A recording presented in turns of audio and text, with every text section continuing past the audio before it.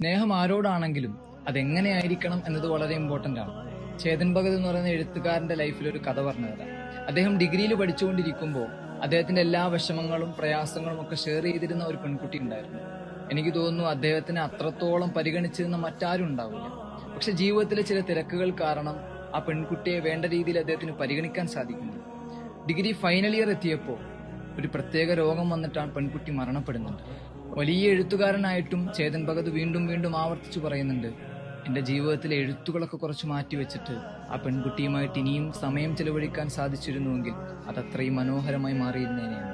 നമ്മളും പലരെയും സ്നേഹിക്കാറുണ്ട്.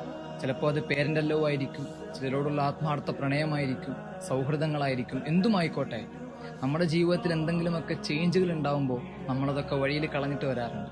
പക്ഷെ നമ്മൾ ഈ സ്നേഹിക്കുന്ന ചില ആളുകളുണ്ടല്ലോ, അവിടെ നമ്മുടെ ജീവിതത്തിൽ നിന്ന് ഒന്ന് മറയുമ്പോൾ അല്ലെങ്കിൽ ഒന്ന് മിസ്സാകുമ്പോഴായിരിക്കും നമ്മുടെ ലൈഫിൽ അവർ എത്രമാത്രം ഇൻഫ്ലുവൻസ് ചെയ്തിരുന്നുവെന്നും നമ്മുടെ ലൈഫിൽ അവരുടെ റോൾ എന്തായിരുന്നുവെന്നും നമുക്ക് അപ്പോഴാണ് മനസ്സിലാവുന്നത്. അതുകൊണ്ട് നമ്മളെ സ്നേഹിക്കുന്നവരെ, നമ്മൾ ഏറ്റവും കൂടുതൽ അടുത്ത് കാണുന്നവരെ കൂടുതൽ പരിഗണിക്കാൻ പറ്റണം. നമ്മുടെ ലൈഫിലെ തിരക്കുകളൊക്കെ മാറ്റി വെച്ചിട്ട് അവിടെ ചേർത്ത് പിടിക്കാൻ പറ്റും.